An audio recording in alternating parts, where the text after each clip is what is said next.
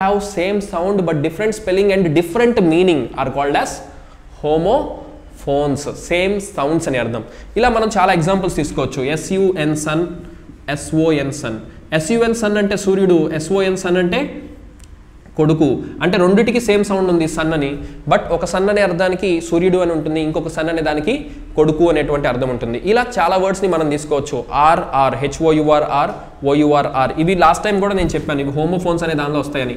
HOUR OUR ఈ రెండింటికి are అనేటువంటి సౌండ్ ఉంటుంది, 1 R 2 Rs అని. ఇలా మనం చెప్పుకుంటూ వెళ్తే చాలా వర్డ్స్ ఉంటాయి. సేమ్ సౌండ్స్ ఉన్నటువంటి రెండు వర్డ్స్ బట్ డిఫరెంట్ స్పెల్లింగ్ ఉండాలి, అటువంటి వాటినే హోమోఫోన్స్ అని అంటారు friends. Next one homonyms. Nym, homonym. Homo అంటే same, nym spelling. So same spellings ఉండి సేమ్ సౌండ్ ఉండి డిఫరెంట్ అర్థాలు ఉంటే అవే హోమోనిమ్స్ అవుతాయి. ఉదాహరణకి say for example bark, BARK bark. ఇదే BARK బార్క్ అనే దానికి ఒక అర్థం ఉంది.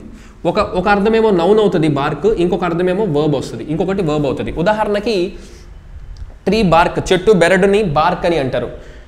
So BARC of this tree is very very thick.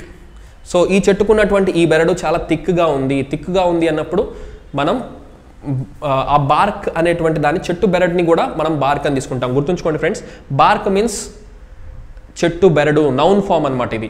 Next ఇంకొక బార్క్ వచ్చేటప్పటికి మీకు వర్బ్ ఫామ్ అవుతుంది ఫ్రెండ్స్. ఉదాహరణకి ద డాగ్ ఈజ్ బార్కింగ్, కుక్క అరుస్తుంది, మొరుగుతుంది. సో ఇంకొక బార్క్ అనే దానికి మొరగటం అనే అర్థం ఉంది. సో బార్క్, BARK బార్క్ అంటే నౌన్ ఫామ్ ఉంటుంది, BARK బార్క్ అనే దానికి వర్బ్ ఫామ్ కూడా ఉంటుంది. వర్బ్ అంటే క్రియ. సో ఈ రెండు పదాలు స్పెల్లింగ్ ఒకటే, సౌండ్ ఒకటే, కానీ మీనింగ్ వేరు. అంటే ఎలా తెలుస్తుంది సార్ మనకి? మరి బార్క్ అని రాస్తావు, అది వర్బ్ అని అవునా? సెంటెన్స్ని బట్టి మనం కనిపెట్టాలి. ఆ సెంటెన్స్లో ఆ వర్డ్ని ఎక్కడ వాడారు అనే దాన్ని బట్టి ఆ బార్క్కి ఏం అర్థం ఉంటుంది అనేది మనం అర్థం చేసుకోవాలి. అలా మనం బార్క్ అనే పదానికి అర్థాన్ని తీసుకోవచ్చు ఫ్రెండ్స్. నెక్స్ట్ ఇలాగే కొన్ని పదాలు, ఉదాహరణకి బ్యాంక్. బ్యాంక్ రెండు అర్థాలు తీసుకోవచ్చు. బ్యాంక్, ఒక బ్యాంక్ ఏంటి అంటే మనం డబ్బులు పెట్టుకునేటువంటి బ్యాంక్. ఓకే, డబ్బులు మనం డిపాజిట్ చేసుకునేటువంటి బ్యాంక్ని బ్యాంక్ అంటారు. బ్యాంక్ అనేది ఇక్కడ నౌన్ ఫామ్ అవుతుంది. So he deposited his money in the bank. అతను తన మనీని పలానా బ్యాంక్లో డిపాజిట్ చేశాడు. ఇన్ స్టేట్ బ్యాంక్ లేదా bank, what ever it is. Bank అంటే డబ్బులు డిపాజిట్ చేసుకునేటువంటి ఒక ఏరియాని బ్యాంక్ అని అంటాం. నెక్స్ట్ ఇంకొక బ్యాంక్ ఏంటి అంటే depend. I bank on him అంటే నేను అతని మీద ఆధారపడి ఉన్నాను. ఫ్రేజల్ వర్బ్, బ్యాంక్ ఆన్ అంటే డిపెండ్ అని అర్థం. ఫ్రేజల్ వర్బ్ లాగా తీసుకోవచ్చు, వర్బ్ లాగా తీసుకోవచ్చు. బ్యాంక్ అనే దాన్ని వర్బ్ లాగా కూడా తీసుకోవచ్చు. I don't bank on others, నేను ఇతరుల మీద ఆధారపడను. You always bank on me, నువ్వు ఎప్పుడు నా మీద ఆధారపడుతున్నావు. I always bank on you, నేను ఎప్పుడు నీ మీద ఆధారపడుతున్నాను. సో ఆధారపడతాం అనేటువంటి అర్థం ఉంటుంది ఫ్రెండ్స్ బ్యాంక్ అనే దానికి. నెక్స్ట్ ఇదే బ్యాంక్కి ఇంకొక అర్థం కూడా ఉంది. సో ఒక బ్యాంక్ ఏమో డబ్బులు డిపాజిట్ చేసుకునే బ్యాంక్ అన్నాం, అది నౌన్ ఫామ్ అయింది. ఇదే బ్యాంక్ నౌన్ ఫామ్కి ఇంకొక అర్థం కూడా ఉంది. ఏంటంటే నది ఒడ్డును కూడా బ్యాంక్ ఆఫ్ ఎ రివర్ అని అంటారు. So bank of a river, అది కూడా మనం బ్యాంక్ అనే అంటాం. సో ఇలా ఒక పదానికి చాలా అర్థాలు ఉండి స్పెల్లింగ్ ఒకటే ఉండి సౌండ్ ఒకటే ఉంటే చాలా అర్థాలు వేరు ఉంటే వాటిని ఏమంటారు? హోమోనిమ్స్ అని అంటారు ఫ్రెండ్స్. కన్ఫ్యూజ్ అవ్వద్దు, హోమోనిమ్స్ వేరు, హోమోఫోన్స్ వేరు. చాలామంది హోమోఫోన్స్కి హోమోనిమ్స్కి కన్ఫ్యూజ్ అవుతుంటారు.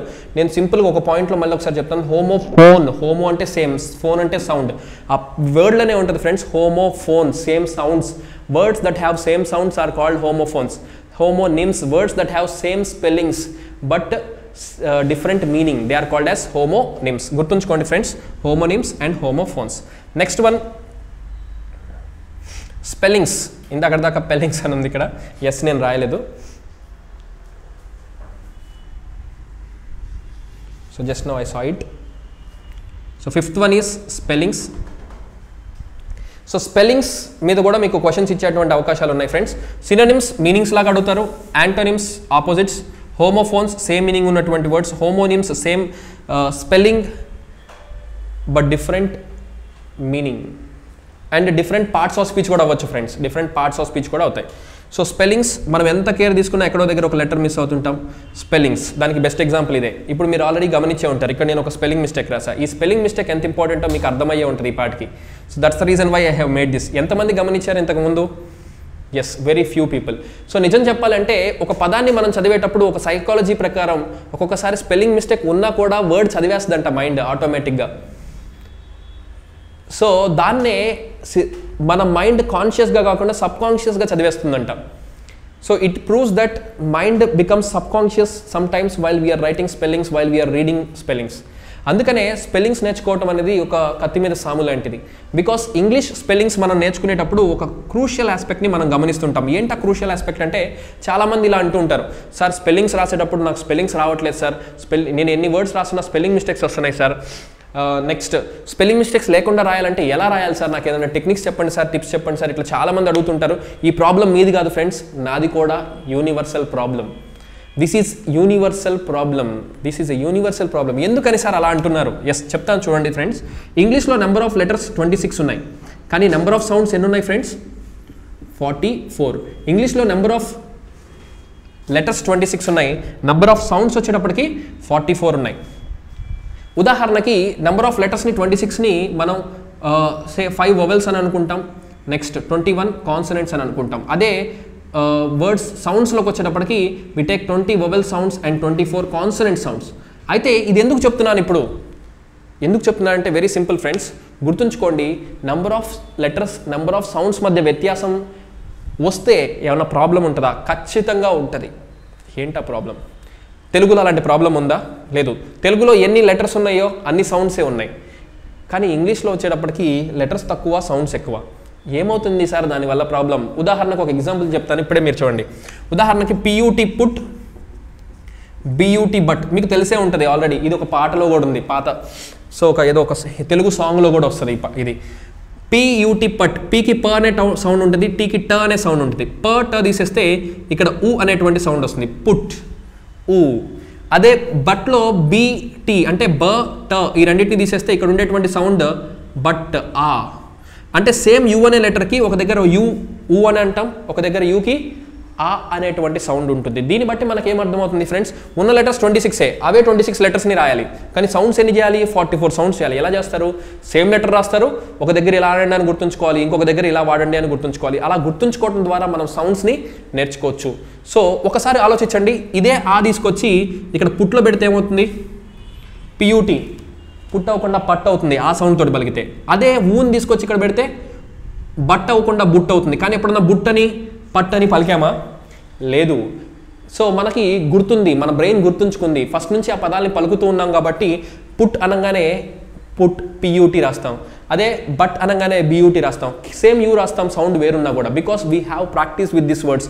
అలా ప్రాక్టీస్ లేని వర్డ్స్ని మనం స్పెల్లింగ్ మిస్టేక్స్గా రాస్తాం. సౌండ్ని బట్టి మనం రాసుకుంటూ వెళ్తే ఒక్కొక్కసారి మీరు గమనిస్తుంటారు కొంతమంది స్టూడెంట్స్ సౌండ్స్ని బట్టి ఈ స్పెల్లింగ్ తప్పులు రాస్తూ ఉంటారు వర్డ్స్ని, దాన్నే మనం స్పెల్లింగ్ మిస్టేక్ అంటాం. గుర్తుంచుకోండి ఫ్రెండ్స్, ఎప్పుడైనా మీరు టీచ్ చేసేటప్పుడు ఎవరైనా స్టూడెంట్స్ స్పెల్లింగ్ మిస్టేక్ రాస్తే do not say you are wrong, always say this word is not written like this, because వాడి సౌండ్ ప్రకారం వాడు రాశాడు, అది వాడి తప్పు కాదు. భాషలో వ్యత్యాసం ఉంది, number of letters number of sounds మధ్య వ్యత్యాసం ఉంది. మనం వాడి భాషనే తప్పుగా అంటే భాష ఇవ్వటమే వాడికి అలా ఇచ్చి వాడిది తప్పు అంటాం ఎంతవరకు కరెక్ట్? వాడికి మనం పద్ధతిని నేర్పించాలి, అంతేగాని వాడి తప్పు అంటే ఇంకా వాడు స్పెల్లింగ్ మిస్టేక్ నాకు ఎప్పటికీ స్పెల్లింగ్స్ కరెక్ట్ చేయలేరని చెప్పి వాడు ఇంగ్లీష్ అనే భాష మీదే ముందు వ్యతిరేకత డెవలప్ చేసుకుంటాడు. అందుకనే ఎప్పుడైనా స్టూడెంట్ని నీకు రాదు అనేటువంటి వర్డ్ యూజ్ చేయకండి. ఎస్పెషల్లీ ప్రైమరీ టీచ్ చేసేటువంటి స్టూడెంట్ ఎస్జిడి టీచ్ చేసేటువంటి టీచర్స్ ఎవరైతే ఉంటారో please always remember, if a person tells you spelling mistake please tell them ఇలా కాదమ్మా, ఈ వర్డ్ని ఇలా రాయాలి, ఈ వర్డ్కి ఇలాంటి సౌండ్ ఉంది, please do correct them rather than telling you are wrong. Okay, always remember. And proper నౌన్ని రాసేటప్పుడు అయితే ఫ్రెండ్స్ మనం ఫాదర్ ఆఫ్ ఇంగ్లీష్ అని ఎలా అయితే తీసుకుంటాం షేక్స్పియర్ని, ఆ షేక్స్పియర్ అనేటువంటి స్పెల్లింగ్ని 4 విధాలుగా రాస్తుంటారు. సో దీన్ని బట్టి మనకు అర్థమవుతుంది ప్రాపర్ నౌన్స్కి ఒక సర్టెన్ స్పెల్లింగ్ లేదు. ఉదాహరణకి నా స్పెల్లింగ్ కొంతమంది NAVEEN అని రాస్తారు, కొంతమంది NAVIN అని రాస్తారు. సో చూడండి ఫ్రెండ్స్, ఒక ప్రాపర్ నౌన్ని చాలా విధాలుగా రాయొచ్చు. ఎప్పుడైనా గుర్తుంచుకోండి, చాలాసార్లు నేను గమనిస్తుంటాను, ఈవెన్ నేను స్టూడెంట్గా ఉన్నప్పుడు కూడా నన్ను చాలామంది ఎక్కిరించేవాళ్ళు ఏమని, సో ఎప్పుడన్నా నేను పేర్లు రాసేటప్పుడు సౌండ్ని బేస్ చేసుకొని రాస్తే ఈ స్పెల్లింగ్ తప్పు, నీకు స్పెల్లింగ్స్ రావా అనేవాళ్ళు. That's wrong. Please always remember, proper నౌన్ని చాలా విధాలుగా రాయొచ్చు. అందుకనే మనం ఈవెన్ మన సర్టిఫికెట్స్లో కూడా టైప్ చేయించేటప్పుడు ప్లీజ్ స్పెల్ ద లెటర్స్ అని చెప్పాలి. సపోజ్ మీరు ఎవరిదన్నా పేరు రాసుకుంటున్నారు, పేరు రాసుకునేటప్పుడు ప్లీజ్ స్పెల్ ఇట్ అని చెప్పి వాళ్ళు చెప్పిన స్పెల్లింగ్ ప్రకారం రాసుకోవాలి. సపోజ్ నేను ఒక గవర్నమెంట్ ఆఫీస్కి వెళ్ళాను. గవర్నమెంట్ ఆఫీస్కి వెళ్ళినప్పుడు వాళ్ళకి ఏదో సర్టిఫికేట్లో నేను నా పేరు నవీన్ అని చెప్పాను. వాళ్ళకి తోచిన స్పెల్లింగ్ వాళ్ళు NAVIN అని రాయొచ్చు, కానీ నాకు అఫీషియల్గా బుక్స్లో ఏమైనా ఉంది, నా సర్టిఫికేట్స్లో NAVEE అని ఉంది. అంటే వాళ్ళు ఏం చేయాలి, ఆ టైంలో ఒకసారి స్పెల్లింగ్ చెప్పండి సార్ అని చెప్పి ఆ స్పెల్లింగ్ ప్రకారం వాళ్ళు టైప్ చేసుకోవాలి. అలా టైప్ చేసుకుంటే స్పెల్లింగ్ మిస్టేక్ రాదు. Especially proper nouns can be return in different ways. మరి అలాగే మిగతా వర్డ్స్ కూడా డిఫరెంట్గా రాయకూడదా సార్ సౌండ్ని బేస్ చేసుకొని? ఎస్, రాయకూడదు. ఎందుకంటే మిగతా వర్డ్స్ అన్ని డిక్షనరీలో ఆల్రెడీ ఉన్నాయి. గుర్తుంచుకోండి ఫ్రెండ్స్, డిక్షనరీలో ఎప్పుడు మనకి ప్రాపర్ నౌన్స్ ఉండవు. What are the words that you don't find in dictionary? Proper nouns. Which type of nouns do we not find in dictionary? Proper nouns ఎక్కువగా డిక్షనరీలో మనకు కనిపించవు, బికాస్ ప్రాపర్ నౌన్స్ అనేవి డిక్షనరీలో యాడ్ చేయాల్సిన అవసరం లేదు. ఎందుకంటే ప్రాపర్ నౌన్స్కి ఇలాగే స్పెల్లింగ్ అనేది ఉండదు, కాబట్టి డిక్షనరీలో లేవు. మరి మిగతా వర్డ్స్ ఏవైతే ఉన్నాయో అవన్నీ ఆల్రెడీ డిక్షనరీలో ఉన్నాయి, కాబట్టి డిక్షనరీలో ఉన్న స్పెల్లింగ్ని మనం ప్రామాణికంగా తీసుకొని ఆ స్పెల్లింగ్స్ని ఫాలో అవుతాం. అందుకనే మనకి ఎప్పుడన్నా స్పెల్లింగ్స్లో డౌట్ వచ్చినప్పుడు ఇమీడియట్గా మనం ఓపెన్ చేసేటువంటి బుక్ ఏంటి? Dictionary. We go through dictionary whenever we get doubt in spellings. So దీన్ని బట్టి మీకు అర్థమవుతుంది స్పెల్లింగ్స్కి ఉండేటువంటి ఇంపార్టెన్స్ ఏంటి, స్పెల్లింగ్స్ ఎలా ఉంటాయి. సో ఇదే యూకి చూడండి ఫ్రెండ్స్. ఫర్ ఎగ్జాంపుల్ అంబ్రిల్లా అని రాసినప్పుడు ఇక్కడ యూకి ఏ సౌండ్ ఉంది? ఆ అనే సౌండ్ ఉంది. అదే యూనియన్ అని రాసినప్పుడు యూకే సౌండ్ ఉంది, యూనియన్ యూ సౌండ్ ఉంది. ఇదే యూని చూడండి ఫ్రెండ్స్, ఇక్కడేమో ఊ అనే సౌండ్ ఉంది, ఇక్కడేమో ఆ అనే సౌండ్ ఉంది, ఇక్కడేమో అంబ్రిల్లా. ఒకసారి అంబ్రిల్లాని ఆ అని పలుకుతున్నాం కాబట్టి ఇక్కడ ఆ అనేది వొవెల్ సౌండ్. కాబట్టి మీరు ఒకసారి నా టాపిక్ అయినటువంటి ఆర్టికల్స్ వినండి, మీకు ఇంకా చాలా బాగా డీటెయిల్గా అర్థమవుతుంది. ఆర్టికల్స్ అనే టాపిక్లో దీని డీటెయిల్ ఎక్స్ప్లెనేషన్ ఇచ్చాను. ఇక్కడ ఆ అనేటువంటి సౌండ్ ఎప్పుడైతే వస్తుందో వొవెల్స్, కాన్సనెంట్స్, ప్యాటర్న్స్ గురించి కూడా నేను ఆర్టికల్స్ అనేటువంటి టాపిక్లో చెప్పాను. ఒకసారి ఆర్టికల్స్ అనే టాపిక్ చూడండి, మీకు ఇంకా స్పష్టంగా అర్థమవుతుంది కాన్సెప్ట్ ఎలా ఉంటుందని. సో ఇక్కడ ఆ అనేటువంటి సౌండ్ ఉంటుంది. ఈ ఆ అనే సౌండ్ వొవెల్ సౌండ్ కాబట్టి వొవెల్ సౌండ్ ముందు కాన్సనెంట్ వొవెల్ రావాలి కాబట్టి ఇక్కడ యాన్ వాడతారు. అందుకనే అంబ్రిల్లాకి ముందు యాన్ అంబ్రిల్లా అని వాడతారు ఫ్రెండ్స్ ఆర్టికల్స్ ప్రకారం. అదే యూనియన్ అనేది వచ్చినప్పుడు ఇక్కడ యూ అనేది కాన్సనెంట్ కాబట్టి కాన్సనెంట్ ముందు వొవెల్ రావాలి కాబట్టి దీనికి ముందు ఏ యూనియన్ అని వాడతారు. ఎందుకు ఇలా అనేది నేను ఆర్టికల్స్ అనే టాపిక్లో చెప్పాను ఫ్రెండ్స్. ఒకసారి అక్కడ వాచ్ చేయండి, మీకు ఇంకా క్లారిటీగా వస్తుంది. రైట్, ఆర్టికల్స్లో వొవెల్స్, కాన్సనెంట్స్, ప్యాటర్న్స్ గురించి నేను క్లియర్ వీడియో ఇచ్చాను, దానిలో చూడండి. సో ఇక్కడ యూ అనే సౌండ్ యూ అనేది చేసినప్పుడు ఏ అనే లెటర్ రాస్తాం, యూ అనే సౌండ్ ఆ అని చేసినప్పుడు దీని ముందు యాన్ తీసుకుంటాం. అయితే ఇక్కడ నేను మీకు చెప్పాలనుకునేది ఏంటంటే, సపోజ్ ఫర్ ఎగ్జాంపుల్ యూకి ఆ అనే సౌండ్ మాత్రమే ఉందనుకుందాం. ఫర్ ఎగ్జాంపుల్ యూకి ఆ అనే సౌండ్ అనే ఉందనుకుందాం. అదే ఇక్కడ యూ ఆ అంబ్రెల్లా బాగానే ఉంది. ఇక్కడ పలికితే యూనియన్ అవుతుందా, అది ఆనియన్ అవుతుందా? ఆనియన్. కానీ ఆనియన్ అని అన్నామా? యూనియన్ అనే అన్నాం. ఇదే యూని తీసుకొచ్చి ఇక్కడ పలకండి, అంబ్రిల్లా అవుతుందా, యుంబ్రిల్లా అవుతుందా? యుంబ్రిల్లా. కానీ యుంబ్రిల్లా అని ఎప్పుడన్నా అంటామా? అంబ్రిల్లా. ఈ వర్డ్స్ మనకి బాగా తెలుసు కాబట్టి సౌండ్ని బట్టి కాకుండా మనకు తెలిసిన స్పెల్లింగ్ని మనం రాసేస్తున్నాం. అలా కాకుండా ఆ వర్డ్స్ ఎప్పుడు వినుండకపోతే మనం సౌండ్ని బేస్ చేసుకొని రాస్తాం, దాన్నే స్పెల్లింగ్ మిస్టేక్ అని అంటాం. సో మీరు గుర్తుంచుకోండి ఫ్రెండ్స్, స్పెల్లింగ్ మిస్టేక్ క్వైట్ కామన్గా ప్రతి ఒక్కరికి వస్తుంది, కాబట్టి దాని గురించి మీరు వరి అవ్వాల్సిన అవసరం లేదు. మ్యాక్సిమం మనం రెక్టిఫై చేసుకుంటూ వెళ్ళాలి. మ్యాక్సిమం డిక్షనరీలో ఉన్న వర్డ్స్ని మనం మెమరైజ్ చేసుకుంటూ నేర్చుకుంటూ వెళ్ళాలి. ఇదే మనం స్పెల్లింగ్ మిస్టేక్స్కి స్పెల్లింగ్ మిస్టేక్స్ నుంచి ఓవర్కమ్ అవ్వాలంటే ఇదే టెక్నిక్. సో దీని ద్వారా ఎక్కువ ప్రాక్టీస్ చేయడం ద్వారా మనం కమాండ్ తెచ్చుకోవచ్చు. అయితే స్పెల్లింగ్స్కి ఎలాంటి వర్డ్స్ని ఎక్కువగా అడిగే అవకాశం ఉంటుంది అనే దాని మీద నేను కొన్ని పాయింట్స్ చెప్తాను. ఎస్పెషల్లీ స్కూల్ అసిస్టెంట్స్కి కూడా ఇది బాగా పనికిరావచ్చు. సో మీరు గుర్తుంచుకోండి ఫ్రెండ్స్, స్పెల్లింగ్స్కి వచ్చేటప్పటికి లాస్ట్లో TION, SION ఇలాంటి వర్డ్స్ ఏవైతే వస్తాయో వాటి మీద. నెక్స్ట్ ఉదాహరణకి కలర్ COLOR, COLOUR చూడండి, COLOR, COLOUR వీటి మధ్య వ్యత్యాసం చాలా ఉంది.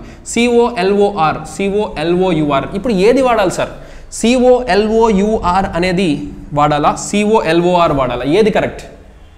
ఎస్, ఇక్కడ నేను ఒక ఎక్స్ప్లెనేషన్ చెప్తాను, గుర్తుంచుకోండి ఫ్రెండ్స్. నిజానికి రెండు కరెక్టే, అయితే మరి రెండు కరెక్ట్ అయితే మరి ఏది వాడాలి సార్? COLOR కలర్ అనేదేమో అమెరికన్స్, US వాళ్ళు వాడతారు. COLOUR అనేదేమో UK లేదా బ్రిటిష్ వాళ్ళు వాడతారు.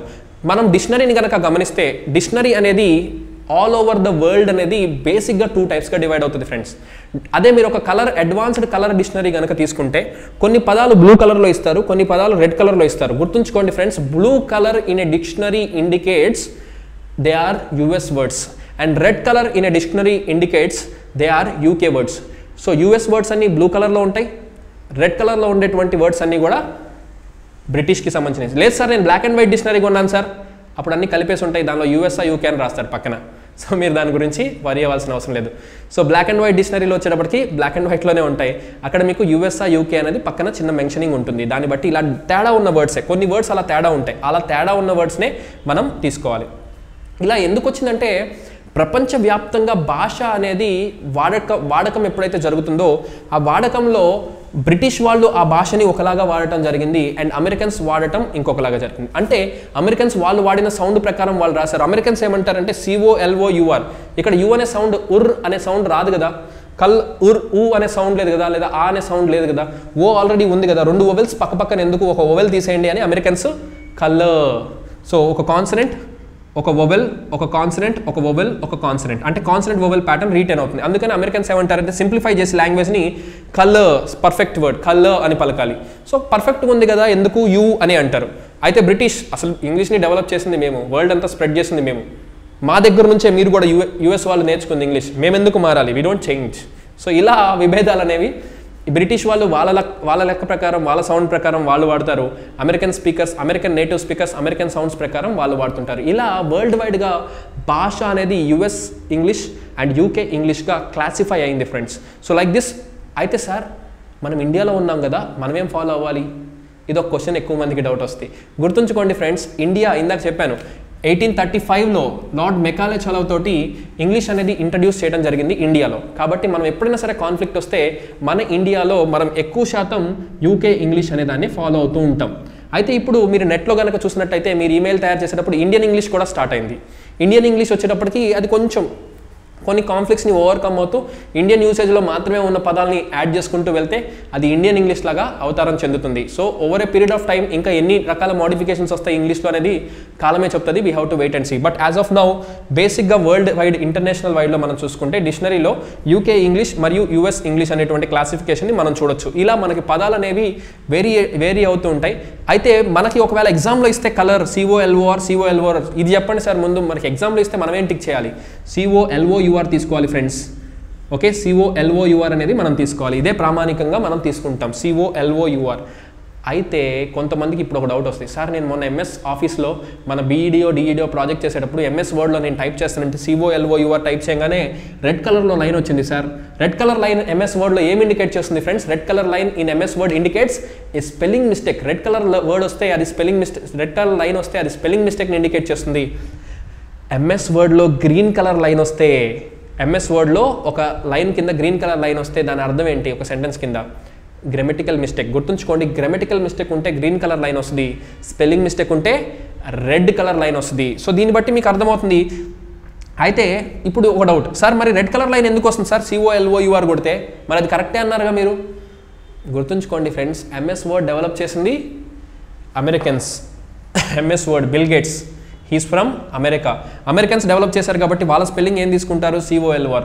మీరు UK ఇంగ్లీష్ అని ఆప్షన్స్లో సెట్ చేసుకుంటే అప్పుడు దీనికి రెడ్ కలర్ రాదు, అప్పుడు దీనికి రెడ్ కలర్ వస్తాయి. మీరు ఒకవేళ అలాంటి ఆప్షన్స్ సెట్ చేసుకోకపోతే అమెరికన్ స్టాండర్డ్ తీసుకుంటారు కాబట్టి వాళ్ళు COLOUR అని టైప్ చేస్తే మిస్టేక్ అని అంటారు.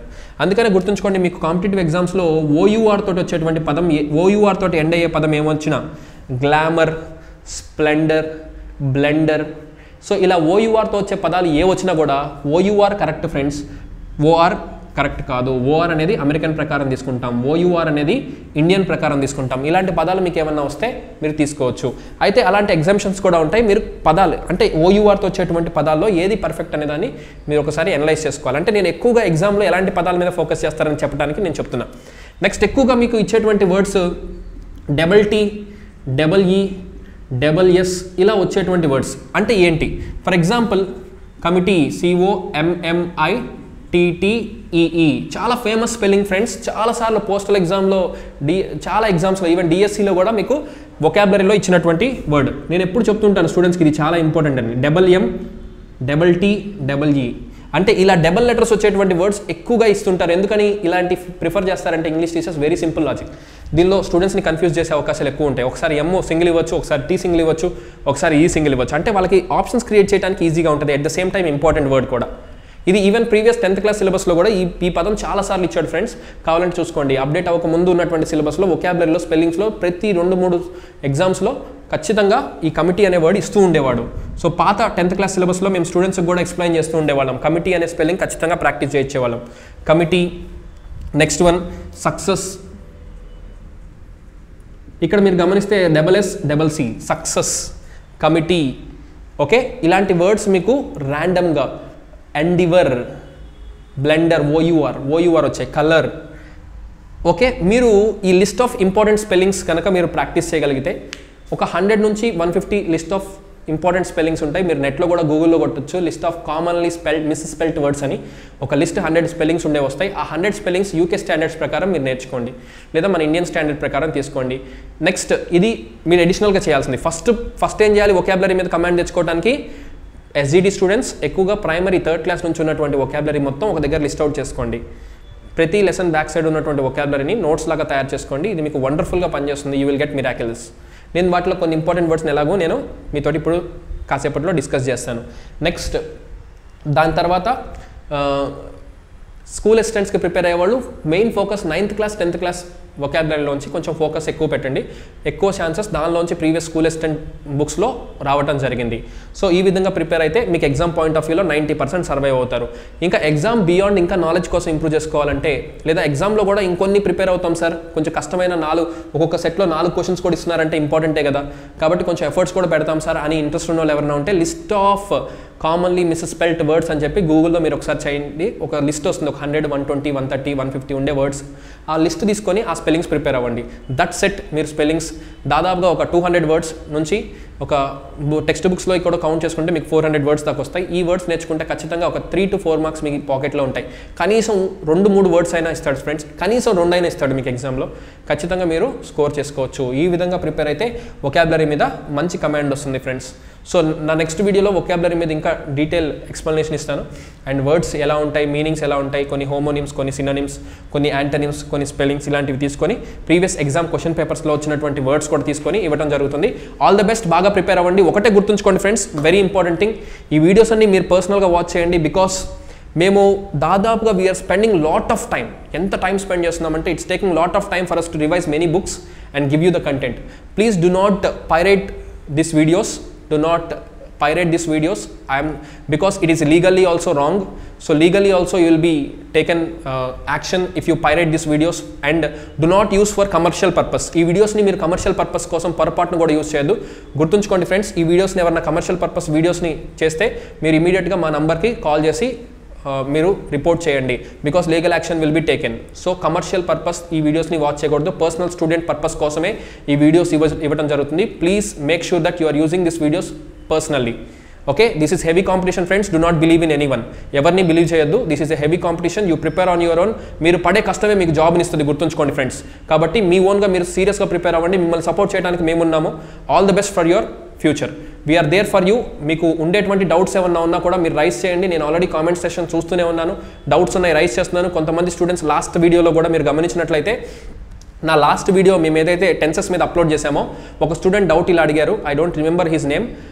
తన డౌట్ ఏమని అడిగారంటే, సార్ టెన్సెస్లో మీరు రాసినటువంటి ఆబ్జెక్ట్ స్కూల్ అనేది ఆబ్జెక్ట్ ఉండదు కదా అని అన్నారు. గుర్తుంచుకోండి ఫ్రెండ్స్, అక్కడ ఆబ్జెక్ట్ కంపల్సరీగా వర్బ్ చేత ఎఫెక్ట్ అవ్వాలి, దానికి ప్యాసివ్ వాయిస్ ఉంటేనే టెన్సెస్ రాయాలి, అట్లా లేదు. ప్యాసివ్ వాయిస్ లేని సెంటెన్సెస్ చాలా ఉన్నాయి ఫ్రెండ్స్ టెన్సెస్లో. సో ఆ స్టూడెంట్ కొంచెం కన్ఫ్యూజ్ అయ్యి కొంచెం నవ్వుతూ వ్యంగ్యంగా మాట్లాడారు. ఎప్పుడైనా గుర్తుంచుకోండి, మీరు డౌట్ అడిగేటప్పుడు వ్యంగ్యంగా మాట్లాడద్దు.